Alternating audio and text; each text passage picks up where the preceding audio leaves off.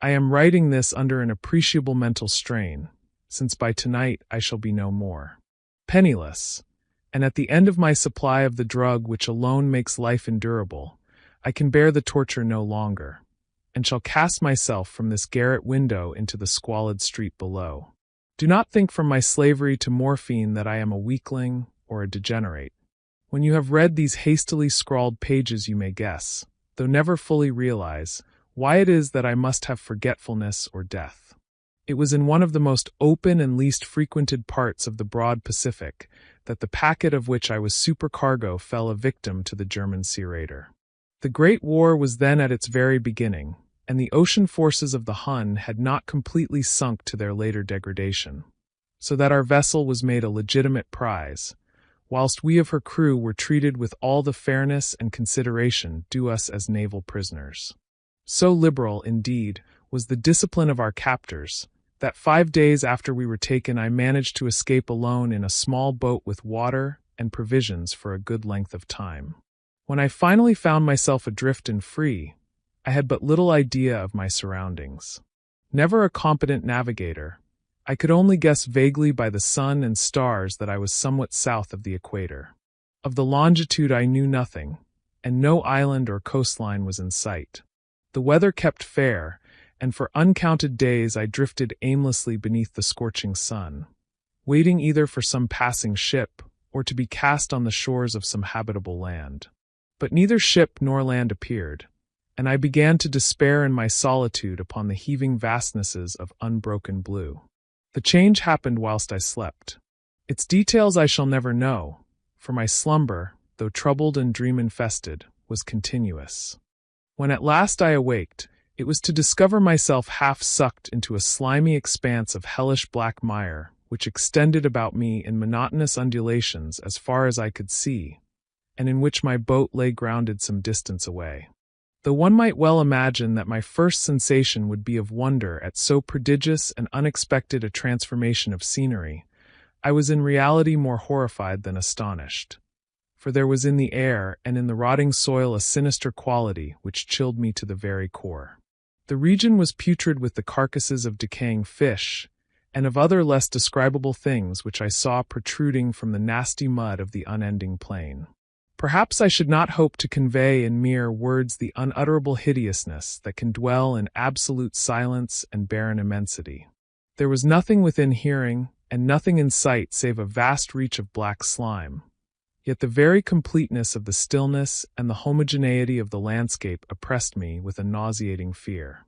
The sun was blazing down from a sky which seemed to me almost black in its cloudless cruelty, as though reflecting the inky marsh beneath my feet. As I crawled into the stranded boat, I realized that only one theory could explain my position. Through some unprecedented volcanic upheaval, a portion of the ocean floor must have been thrown to the surface, exposing regions which for innumerable millions of years had lain hidden under unfathomable watery depths. So great was the extent of the new land which had risen beneath me, that I could not detect the faintest noise of the surging ocean, strain my ears as I might. Nor were there any seafowl to prey upon the dead things. For several hours I sat thinking or brooding in the boat, which lay upon its side and afforded a slight shade as the sun moved across the heavens. As the day progressed, the ground lost some of its stickiness and seemed likely to dry sufficiently for traveling purposes in a short time. That night I slept but little, and the next day I made for myself a pack containing food and water, preparatory to an overland journey in search of the vanished sea and possible rescue. On the third morning I found the soil dry enough to walk upon with ease. The odor of the fish was maddening, but I was too much concerned with graver things to mind so slight an evil, and set out boldly for an unknown goal. All day I forged steadily westward, guided by a faraway hummock which rose higher than any other elevation on the rolling desert. That night I encamped, and on the following day still traveled toward the hummock, though that object seemed scarcely nearer than when I had first espied it. By the fourth evening I attained the base of the mound, which turned out to be much higher than it had appeared from a distance, an intervening valley setting it out in sharper relief from the general surface. Too weary to ascend, I slept in the shadow of the hill. I know not why my dreams were so wild that night, but ere the waning and fantastically gibbous moon had risen far above the eastern plain, I was awake in a cold perspiration, determined to sleep no more. Such visions as I had experienced were too much for me to endure again, and in the glow of the moon I saw how unwise I had been to travel by day. Without the glare of the parching sun, my journey would have cost me less energy. Indeed, I now felt quite able to perform the ascent which had deterred me at sunset. Picking up my pack, I started for the crest of the eminence. I have said that the unbroken monotony of the rolling plain was a source of vague horror to me. But I think my horror was greater when I gained the summit of the mound and looked down the other side into an immeasurable pit or canyon, whose black recesses the moon had not yet soared high enough to illumine. I felt myself on the edge of the world, peering over the rim into a fathomless chaos of eternal night. Through my terror ran curious reminiscences of Paradise Lost, and of Satan's hideous climb through the unfashioned realms of darkness. As the moon climbed higher in the sky, I began to see that the slopes of the valley were not quite so perpendicular as I had imagined. Ledges and outcroppings of rock afforded fairly easy footholds for a descent, whilst after a drop of a few hundred feet, the declivity became very gradual. Urged on by an impulse which I cannot definitely analyze, I scrambled with difficulty down the rocks and stood on the gentler slope beneath, gazing into the Stygian deeps where no light had yet penetrated. All at once my attention was captured by a vast and singular object on the opposite slope, which rose steeply about 100 yards ahead of me, an object that gleamed whitely in the newly bestowed rays of the ascending moon. That it was merely a gigantic piece of stone, I soon assured myself, but I was conscious of a distinct impression that its contour and position were not altogether the work of nature. A closer scrutiny filled me with sensations I cannot express, for despite its enormous magnitude, and its position in an abyss which had yawned at the bottom of the sea since the world was young, I perceived beyond a doubt that the strange object was a well-shaped monolith whose massive bulk had known the workmanship and perhaps the worship of living and thinking creatures. Dazed and frightened, yet not without a certain thrill of the scientist's or archaeologist's delight, I examined my surroundings more closely. The moon, now near the zenith, shone weirdly and vividly above the towering steeps that hemmed in the chasm, and revealed the fact that a far-flung body of water flowed at the bottom, winding out of sight in both directions, and almost lapping my feet as I stood on the slope. Across the chasm, the wavelets washed the base of the cyclopean monolith, on whose surface I could now trace both inscriptions and crude sculptures.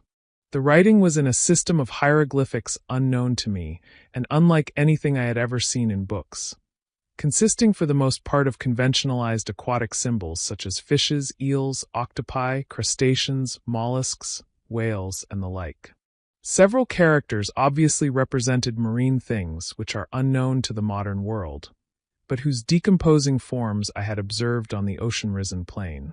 It was the pictorial carving, however, that did most to hold me spellbound.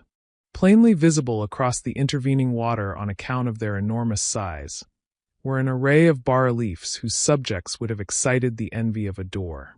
I think that these things were supposed to depict men, at least a certain sort of men, though the creatures were shown disporting like fishes in the waters of some marine grotto, or paying homage at some monolithic shrine which appeared to be under the waves as well. Of their faces and forms I dare not speak in detail, for the mere remembrance makes me grow faint.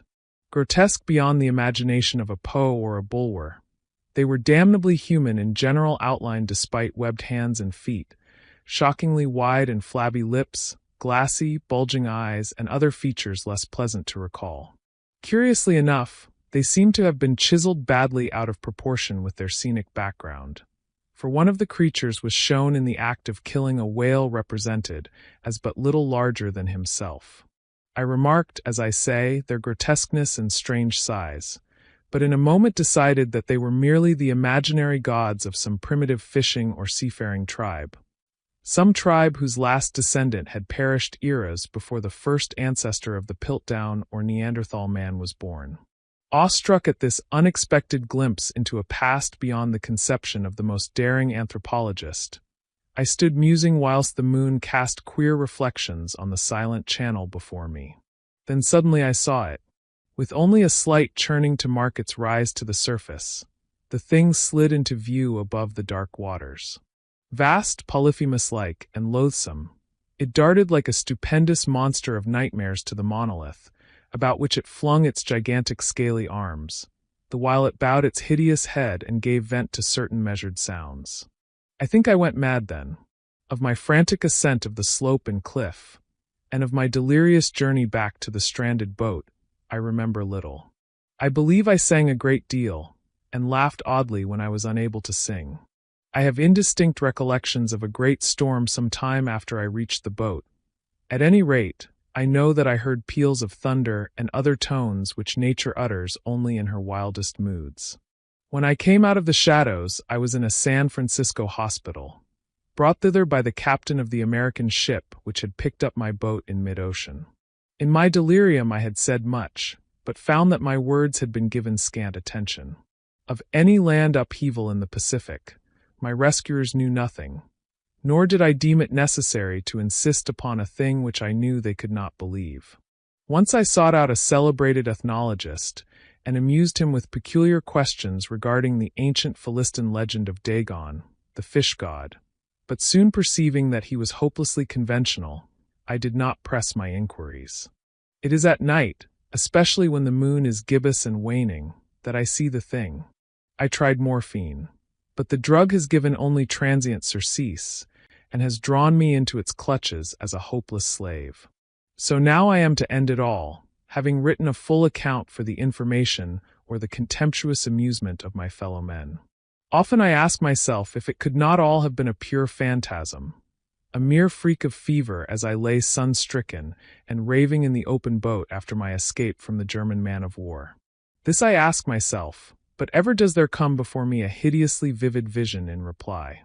I cannot think of the deep sea without shuddering at the nameless things that may at this very moment be crawling and floundering on its slimy bed, worshipping their ancient stone idols, and carving their own detestable likenesses on submarine obelisks of water-soaked granite. I dream of a day when they may rise above the billows to drag down in their reeking talons the remnants of puny, war-exhausted mankind. Of a day when the land shall sink, and the dark ocean floor shall ascend amidst universal pandemonium. The end is near. I hear a noise at the door, as of some immense slippery body lumbering against it. It shall not find me. God, that hand! The window! The window!